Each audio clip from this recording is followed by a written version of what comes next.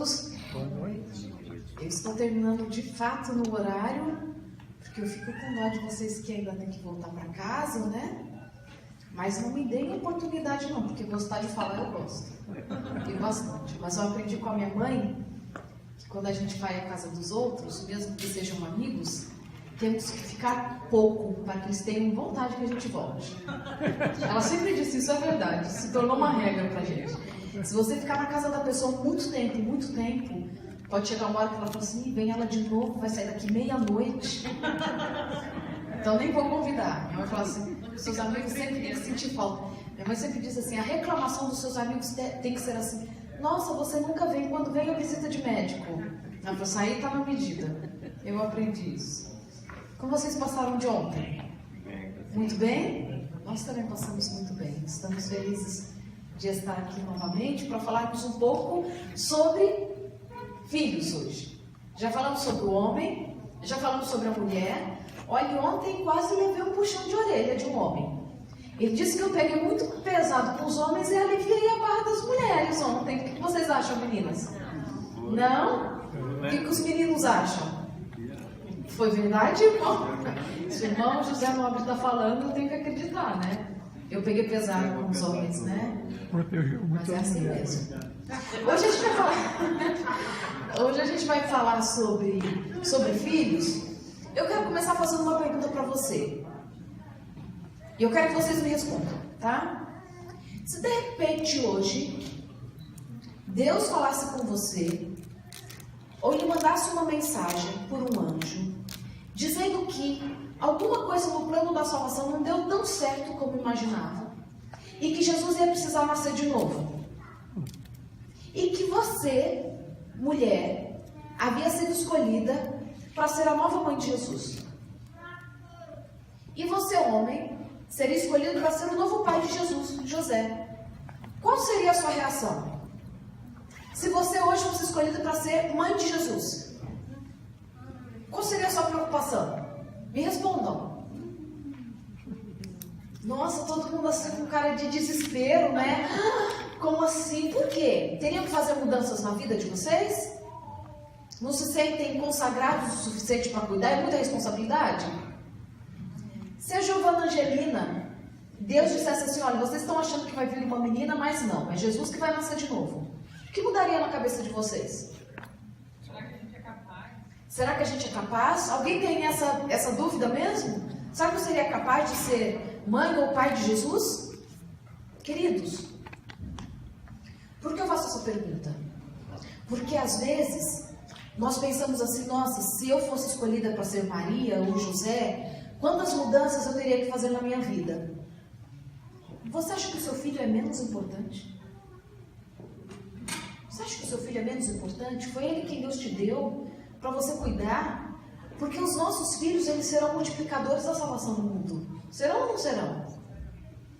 Então, se você faria mudanças quanto aos seus comportamentos em geral, a sua alimentação, as palavras, eu rogo em nome de Jesus que você comece a fazer a partir de hoje. Porque o seu filho não pode ser menos importante na sua vida, que te levaria para fazer uma mudança tão importante do que se Jesus estivesse nascendo. Não estou fazendo uma discussão teológica, ok? Da importância de Jesus como Salvador do mundo, mas eu quero te chamar a atenção porque Deus te deu uma sublime missão, que era ter filhos para multiplicar a salvação e levar o nome dele em lugares muito escuros. Nós estamos vivendo em tempos muito difíceis e a luz precisa brilhar porque as trevas estão tomando conta. Estão ou não estão? É muito difícil. E até dizem que hoje nós estamos vivendo numa época que é muito difícil ter filho. Porque a maldade tem multiplicado. Se a minha filha deixar eu pregar, eu prego, né, Angelina? Se divertindo. Educar não é simples. E ela está toda animada hoje. Também fez 9 meses.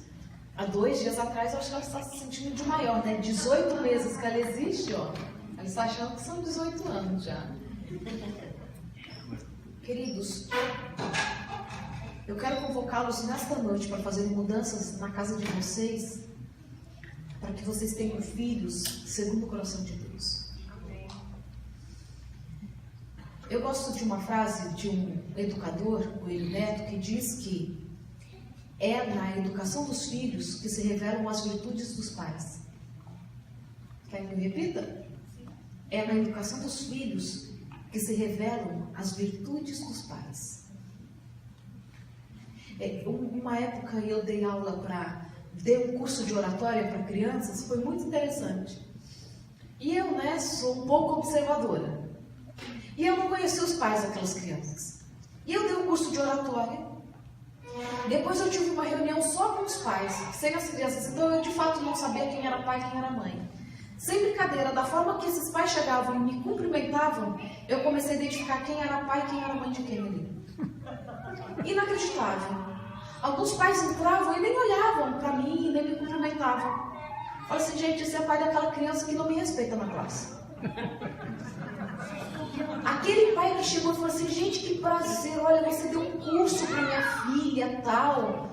Ai, ele é o pai da menininha que me deu o sabonetinho da Natura. Era inacreditável como as crianças, elas de fato, são um espelho do que elas encontram em casa. Salvo algumas exceções, e elas são exceções mesmo. Os filhos são muito reflexo do que eles aprendem. Até mesmo o gosto alimentar, ele passa muito pelo gosto do pai e da mãe. Eu comecei uma tarefa muito difícil na minha vida, mas muito difícil. Acho que o André já percebeu isso, porque tem sido tão ruim para mim, que eu tenho que fazer em silêncio sozinha para não chorar. Eu comecei a comer melão. Eu não gosto de melão. Mas eu quero que a Angelina coma melão. Então eu falei assim, o melão eu consigo, a cebola ainda não vai. Então assim, até quem me assistia assim, cebola é um problema para mim. Mas o melão também era um problema. Eu falei assim, puxa, minha filha precisa aprender a comer melão, eu acho que essa fruta eu consigo.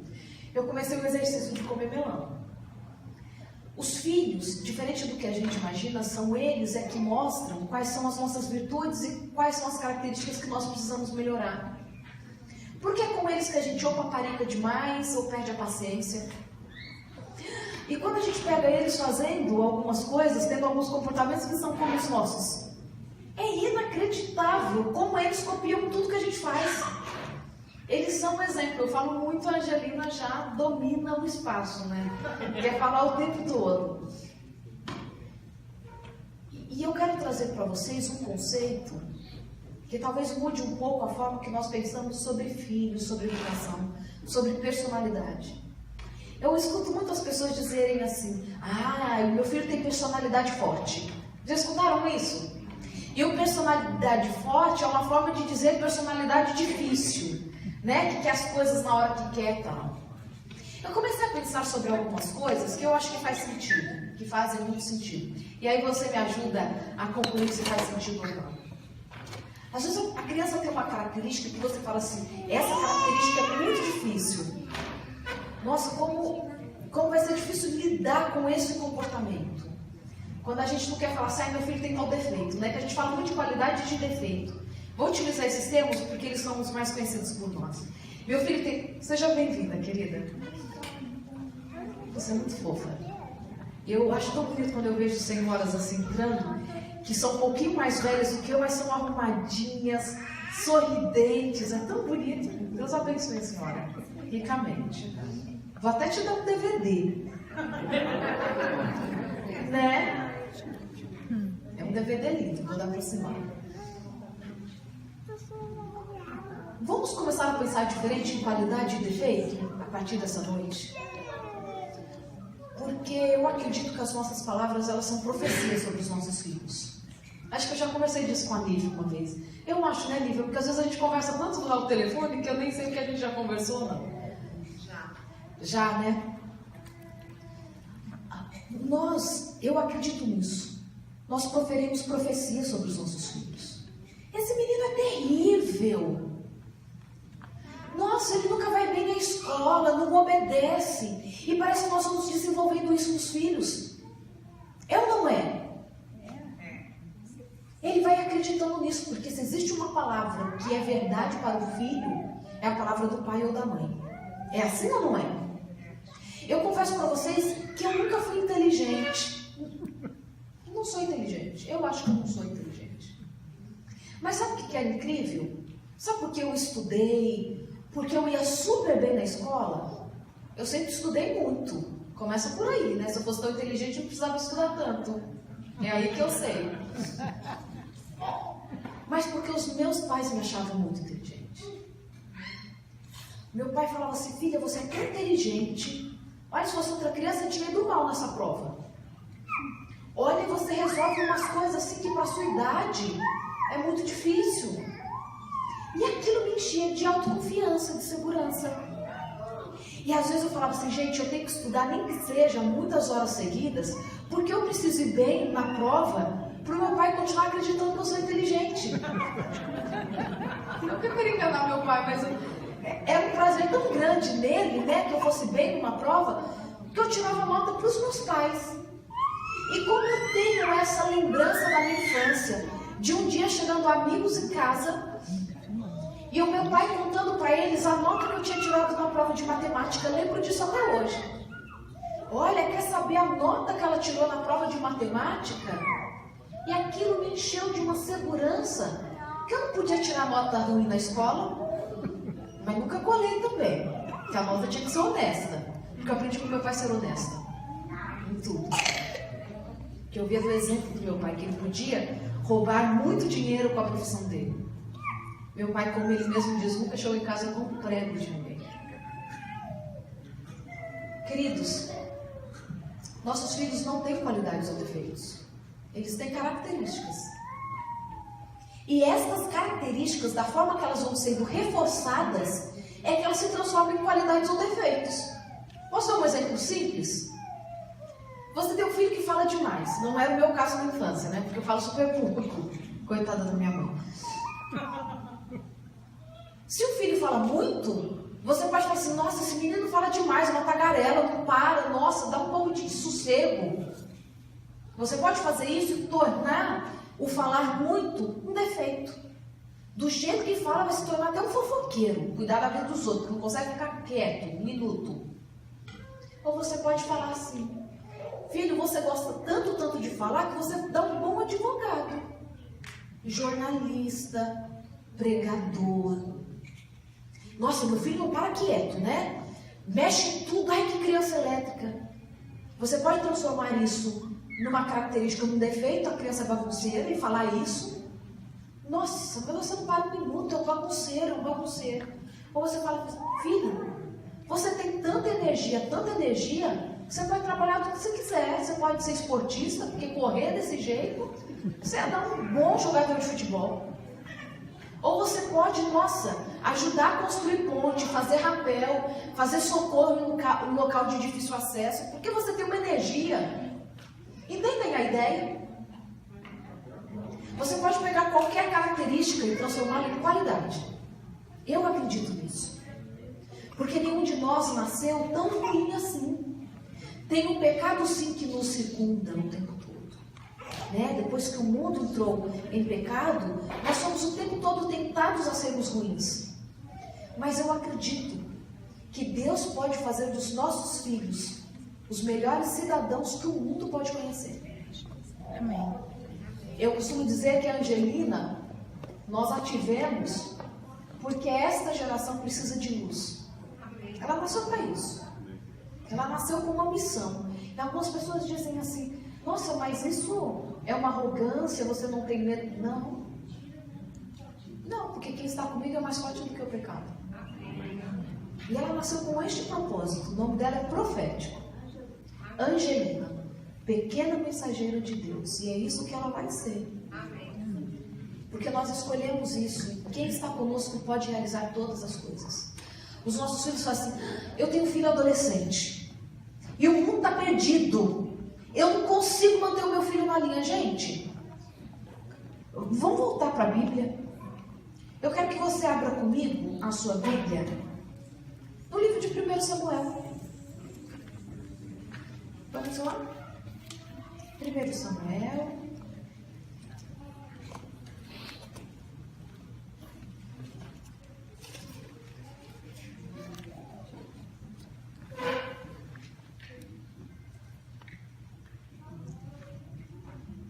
Acharam 1 Samuel, capítulo 2, versículo 26. Nesse contexto, Samuel ainda é uma criança. Lembra que Samuel foi o filho que Ana pediu a Deus, que ela era estéril, e por conta dessa esterilidade ela sofria muitas amarguras. Um dia a gente fala só sobre Ana, amo a história de Ana. Ana tinha 5 problemas na vida e Deus resolve todos eles. Uma coisa inacreditável. Ela tem filho. Ela, quando essa criança ainda era muito nova, assim que desmama, acredita-se que por volta dos 2 anos de idade, ela manda esse menino para o templo, para que lá ele já servisse como ajudante do sacerdote. Gente, lembra que nós conversamos na quarta-feira? Que os filhos de Eli, Ófni e Finéias, que moravam no templo, eram terríveis.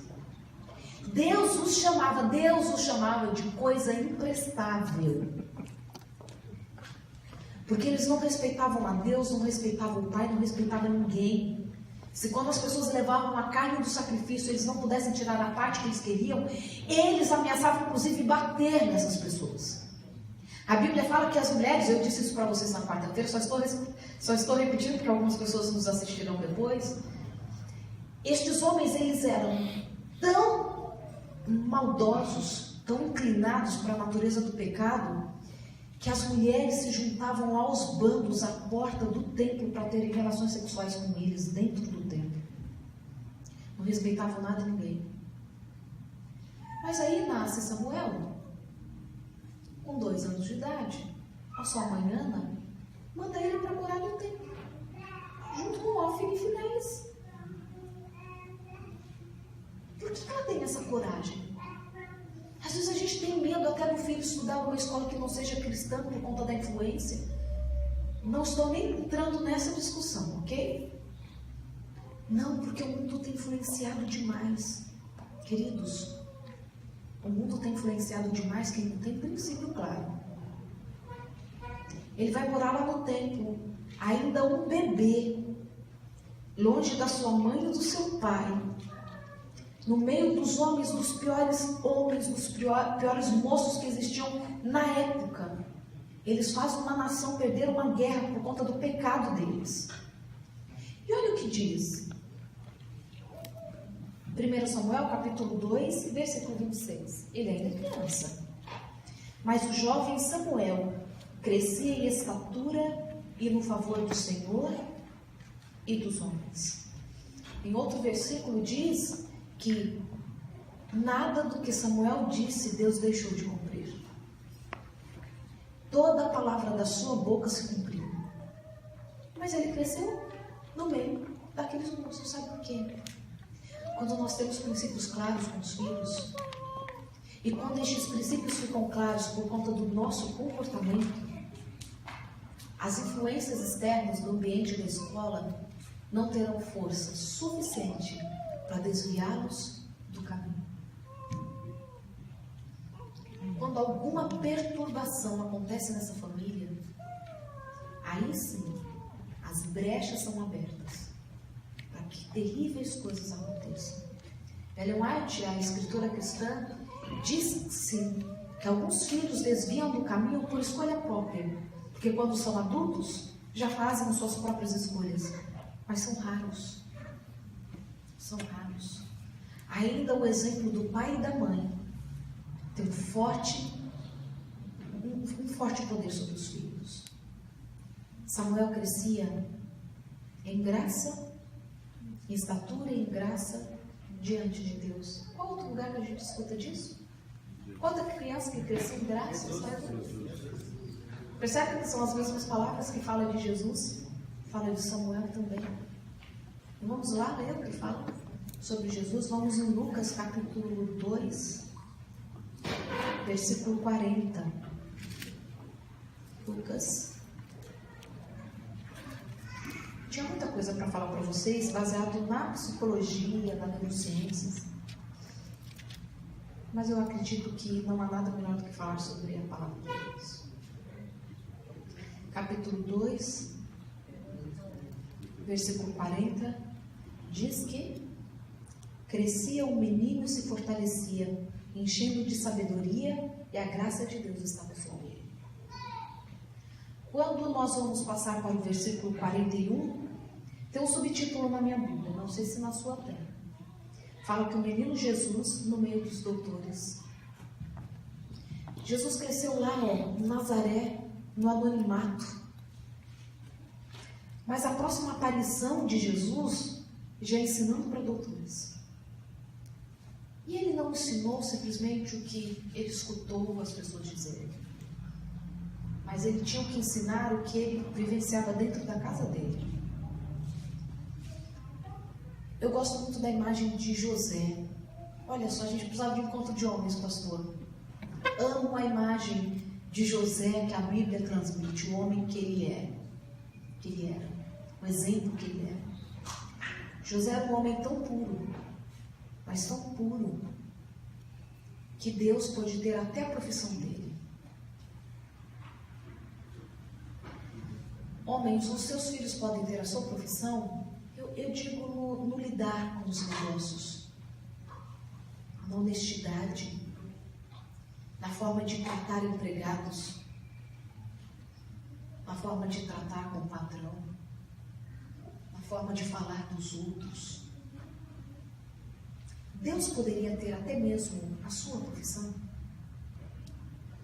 Porque Deus pôde ter a profissão de José. Porque Jesus, que diz a Bíblia, não é este o carpinteiro, o Nazareno carpinteiro. Jesus era carpinteiro. Gente, Maria e José sabiam que ele seria aquele que morreria na cruz. Ele era o Salvador do mundo, Deus. Eles não tinham dúvidas que ele era Deus. O que eles podiam ter feito? Olha, então vamos poupá-lo do serviço pesado, né? Não, ele não vai trabalhar não. Porque ele precisa ficar estudando, concentrando, meditando, recebendo aguinha fresca na mão, porque ele é Deus. Há estudos que mostram, e é muito interessante, um levantamento sobre o abuso de drogas no Brasil de 2005. E eu lembro porque na época eu estudava na instituição que fez essa pesquisa. Eles foram perguntar para adolescentes nas escolas de ensino médio no Brasil, de todos os estados brasileiros, qual era o principal motivo para aqueles que já haviam experimentado a droga, que eram até mesmo dependentes, qual era o motivo que os tinha levado a fazerem o abuso de drogas. Acreditava-se que as respostas mais frequentes seriam influência dos amigos, alguma tristeza, envergonhado com o próprio corpo, coisas de adolescente. Sabe qual a resposta mais frequente? Em outras palavras, resumindo, não temos função em casa. Se a gente comer e deixar o prato em cima da mesa, vem alguém e pega. Se o meu horário de chegar em casa é 5 horas da tarde, mas eu chegar 8 horas da noite, ninguém se importa, como se eu nem existisse. Eu faço tudo que eu quero e de mim não é cobrado nada. A vida fica sem sentido. Isso é resposta de adolescente. Uma vez uma adolescente os pais me procuraram, eles por mais que dizem assim, não, eu não quero, né? Não, nem vem, eu não quero trabalhar, mas no fundo sentem falta. Porque a vida precisa de sentido. Eles precisam perceber que eles fazem diferença na vida de alguém. Uma vez, pais vieram ao consultório porque eles estavam enfrentando a rebeldia da filha que tinha por volta de 15 anos de idade. E a mãe carregava toda a culpa porque ela dizia que ela era muito brava.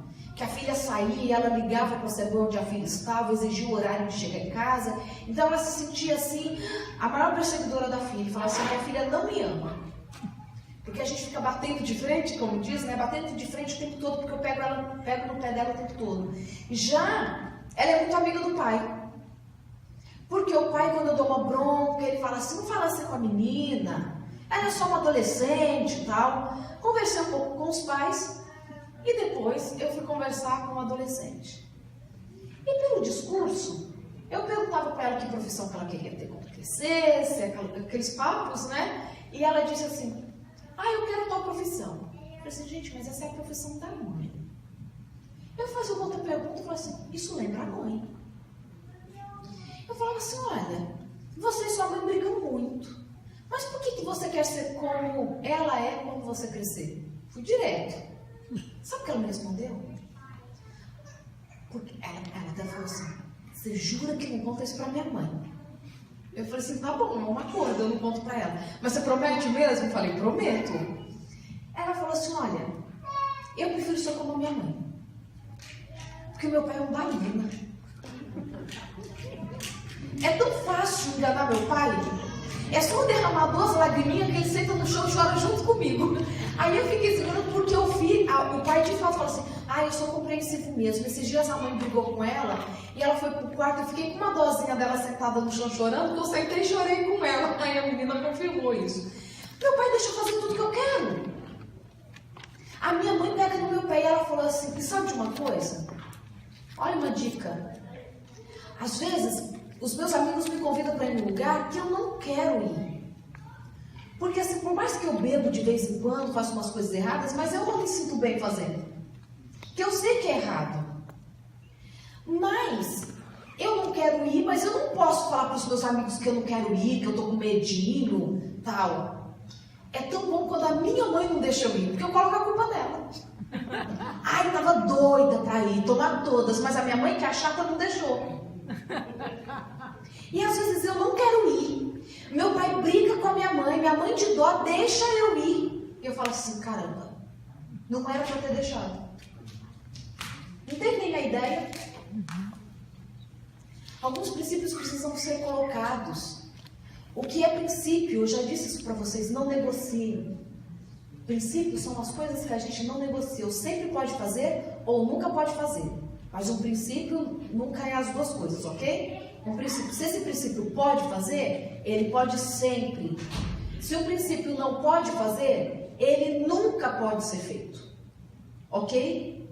Princípio não se negocia. As outras coisas são negociáveis conforme a circunstância. Uma outra dica. Nunca tome uma decisão baseada nas suas emoções. A decisão ela tem que ser baseada nos princípios, na justiça, no que você sabe que é correto. A educação do filho não pode ser medida pelas emoções dos pais. Porque um dia você está feliz, o seu filho pode fazer. No outro dia que você está chateado, a mesma coisa ele não pode fazer. Além disso, você ensina o seu filho a chantagear, a jogar com as emoções. Ele sabe que hoje o pai está mais feliz e pede para o pai. Sabe que a mãe está mais triste, nem chega perto. Ele sabe que os pais brigaram, mas ele vai pedir para um, para o outro brigar com o outro, e só porque um está contra o outro, um deixa o que o outro não tinha deixado. Os filhos sabem fazer isso. Além de tudo, o desenvolvimento do nosso cérebro, ele vai se dando aos poucos, né? Ele de fato chega ao seu amadurecimento pleno por volta dos 24 anos de idade. Até então, não existe uma possibilidade de tomar uma decisão mais assertiva possível sem que um adulto esteja conduzindo. A nossa tendência como ser humano é permitir que os nossos desejos eles sejam satisfeitos da forma e na hora que queremos. É ou não é? É tanto que o bebê, quando está com fome, o que ele faz? Chora, porque ele quer ganhar o alimento naquele momento. Se está com sono, chora. E quando cresce, a criança também quer tudo para agora. Porque quem ainda comanda mais o cérebro da gente, quando ainda somos crianças, é o hipotálamo. O hipotálamo é o nosso sistema neurovegetativo. É esta estrutura quem coordena o nosso sono e a vigília, fome, saciedade. É ele quem nos avisa das nossas necessidades básicas. Porém, o hipotálamo não pode nos controlar o tempo todo. Por exemplo, você pode estar com sono agora porque trabalhou o dia inteiro, mas você nem que seja por educação, está tentando manter os olhos abertos. Mas se você fosse um bebê, você ia simplesmente encostar e dormir. E se você não encontrasse essa possibilidade, você ia chorar até conseguir. Mas você não faz isso por quê? Porque com o amadurecimento, o córtex pré-frontal, essa região acima dos olhos, né, a testa, ela que começa a controlar também o hipotálamo em muitos casos. E é o córtex pré-frontal que nos ajuda a tomar as decisões a partir de uma análise da situação. O hipotálamo precisa aprender ao longo da vida a se submeter ao controle do córtex pré-frontal. E uma das formas de se fazer isso, sabe qual é? Dizendo não para a criança. Se a criança ganhar tudo que ela quer, na hora que ela quiser, os adolescentes também assim, desculpa, mas eu tenho que falar isso. Se ganharem tudo que querem, na hora que querem, o córtex pré-frontal não amadurece da forma que deveria amadurecer. E crescem adultos imaturos. Como diz a minha irmã, tem gente que envelhece, mas não amadurece. Que não consegue tomar decisão, não consegue bem no casamento, porque as coisas têm que ser sempre do jeito delas, não consegue abrir mão dos desejos para poder ajudar os outros, porque o córtex pré-frontal ainda se submete às estruturas envolvidas com emoção e com a saciedade, né, a saciação das nossas necessidades. A criança necessita do não para que ela se desenvolva, para que ela se dê bem na sociedade. Porque qual adulto aqui tem tudo que quer na hora que quer? E muitos de nós aprendemos isso a duras penas, né? Então já vamos começar a ensinar a criança. Não que você vai punir, deixar de alimentar, não é isso. Mas existem algumas necessidades que elas acreditam que são necessidades, que não são, são desejos, são caprichos.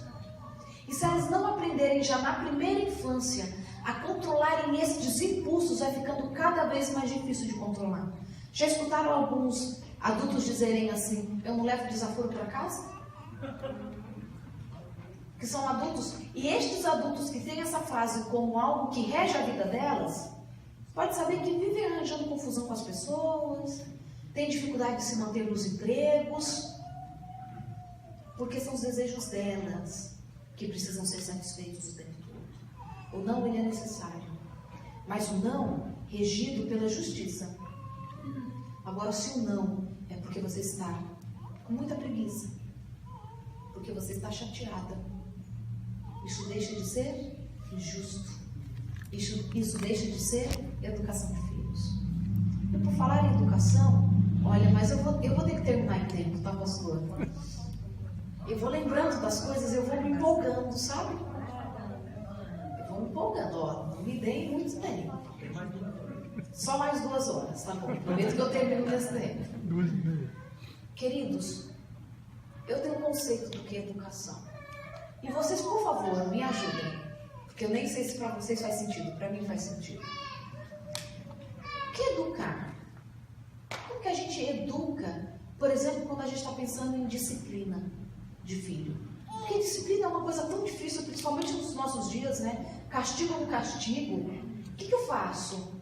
É só bronca, coloca ajoelhado no milho. Teve a época de ajoelhar no milho, teve ou não teve? Palmatória na escola. O que é educar filho? Quando ele faz alguma coisa errada, o que a gente faz? A gente coloca para pensar 5 minutinhos, quando é criança pequena? Tira o celular? O que a gente faz? Eu tenho um princípio, para mim. E o André concorda com ele. E aí deles que concordar, olha a Midra. A Midra é outra demoção, né? Quando seu filho fizer algo errado, principalmente na primeira infância e tal, que os adolescentes já têm outras formas de fazer coisa errada, de dar umas dribladas em pais. Para mim, a disciplina, ela tem que ser reparadora do erro cometido. Porque senão você não educa, você só pune. Então vamos dizer que a criança mordeu o amigo, certo? E aí você vai colocá-la no cantinho para pensar. Porque ela mordeu o amigo, então ela tem que pensar que amigo não morde. Agora vamos dizer que foi muito gostoso morder o amigo. Ah, vale a pena morder e depois ficar sentadinho no cantinho do pensamento. Porque a criança faz essa análise, gente, o tempo todo. Se o cantinho do pensamento valer a pena, ela vai fazer. Porque imagina se ela rasgou tudo, ou comeu uma caixa de chocolate e depois ela vai só sentar lá no cantinho para pensar o que ela fez. Oh, maravilha! Imagina se a gente estourasse o cartão de crédito e depois só ficasse sentada meia horinha pensando no que a gente fez. E aí o cartão de crédito aparecia quitado. Ou eu ia pensar 3 dias, se precisasse. A vida é assim? A gente comete um erro e depois a gente para e só pensa um pouquinho? Claro que a gente tem que levar a criança para reflexão, sem dúvida, né? De que ela fez errado, a gente tem que explicar. Só que se for reparadora do erro cometido, você está educando, mudando o comportamento. Por exemplo, mordeu o amigo. Como que a gente repara um erro desse? Manda morder nele também. Manda morder? Meu pai! É verdade? Pode ser com a Melissa.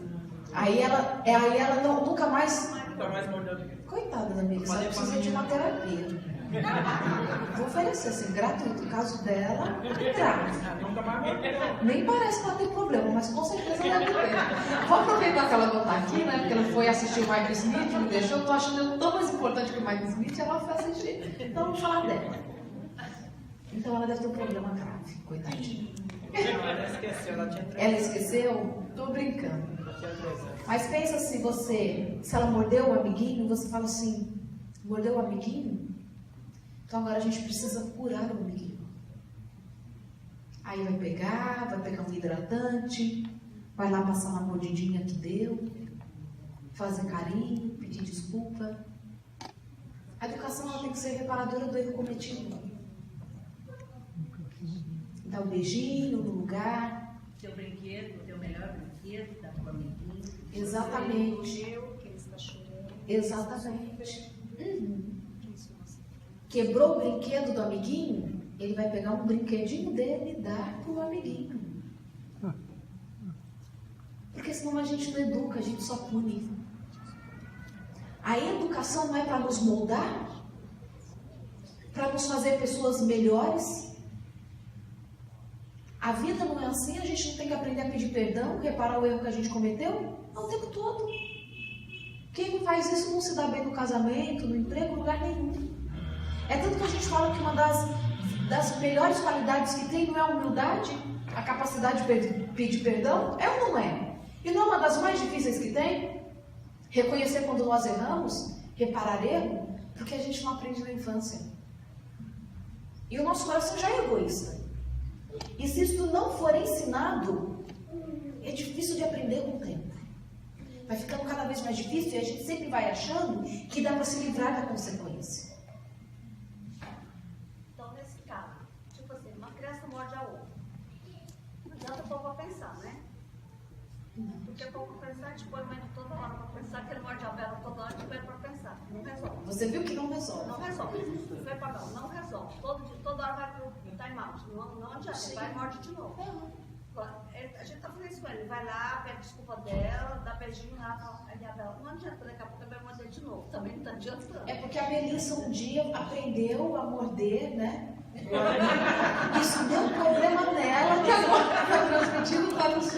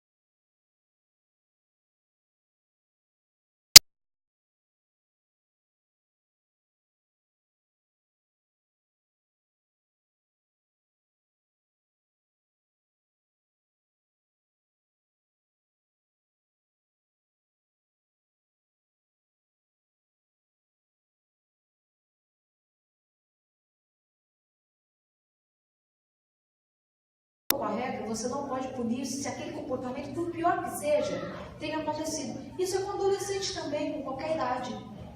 Seu filho chegou em casa a 1h da manhã. O pai já estava na sala. Se alguém aqui for mineiro antigo, vai lembrar, com o rei na sala. Né? O irmão Rio. Não porque ele é antigo, mas porque ele deve ser mineiro. Com chicote na sala, né? Para dar uma surra porque ele chegou 1h da manhã. Você já colocou para o seu filho qual era o horário que ele tinha que chegar em casa? Se nunca falou o horário, ele pode chegar a hora que ele quiser. Por mais que ele tenha um senso da hora que chega, ok? Mas você não pode cobrar algo que você ainda não ensinou, que você não colocou uma regra clara. Essas coisas vão resolvendo muitos problemas. Muitos problemas. Não tenham medo de responder as perguntas dos filhos de vocês. Porque o que eles querem principalmente saber é se eles podem te perguntar qualquer coisa que vão ter resposta. E se vocês são confiáveis, se vocês têm tempo para responder as perguntas deles. Um dia um primo chegou para mim, ele também com um filho pequenininho, e disse assim: meu filho está terrível. Ó, a ideia do terrível, né? Agora ele quer saber tudo, como que surgiu tudo. Ele falou assim, esses dias ele me perguntou o que tem dentro da pedra. Eu falei assim, nossa, eu achei que você fosse mais inteligente, perdido, porque eu não tinha dessa, eu quero ver quando ele crescer, né? Eu brinquei com ele. Aí eu perguntei pro pai, o que tem dentro da pedra? Pedra, ué. E eu falei assim, nossa, era difícil responder isso para criança? Responde que é pedra, quebra uma pedrinha, mostra o que tem dentro da pedra. O que seu filho quer saber é se ele pode te perguntar qualquer coisa. Porque se o pai fica irritado em responder o que tem dentro da pedra, imagine então o dia que ele contar para o pai que ele fez algo ruim mesmo. O adolescente é a mesma coisa. Uma dica para pais de adolescentes. Dizem que primeiro o adolescente fala bobagem para depois falar coisa séria. Não é o caso de vocês, tá, meninos lindos? Mas assim, em terras distantes é assim que acontece. Tá? Só em terras distantes. O Tiago não é assim, o menininho lindo do lado. Eu achei seu nariz tão bonito. Você mesmo. Não, seu não, Dênio. Dênio. Olha que nome bonito. Não, mas tem que se achar mesmo. O menino tão bonito, tão simpático. Na maioria das vezes, vou dar uma dica para vocês. O adolescente chega em casa. O que ele de fato quer contar para o pai e para a mãe é que ele está achando uma menina na escola bem bonitinha.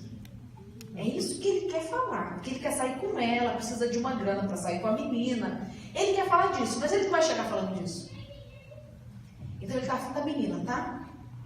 Aí ele chega assim pro pai e fala assim: ih, pai, eu queria trazer os meus amigos, aí eu queria sair com os meus amigos para passear sábado à noite.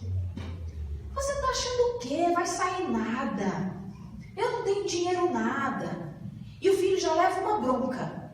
Eu falei assim, nossa, se falar que eu quero sair com os amigos, eu já levei bronca, imagina você falar que eu tô afim de sair com a menina. Eu não conto nada. Se uma coisa mais simples já bloqueou e já levei uma bronca, eu não conto que é complexo. Não tem nem a ideia? Eles sempre vão começar com uma coisa que eles acham que é possível falar, para ver se você está disposto a escutar. Se ele pode contar com você, para depois falar coisa séria. Se você já ir interromper o primeiro canal, ele não tem coragem de falar mais. Pensem sempre como vocês gostariam de ser tratados. Nós não gostamos de ser tratados com grito, com injustiça.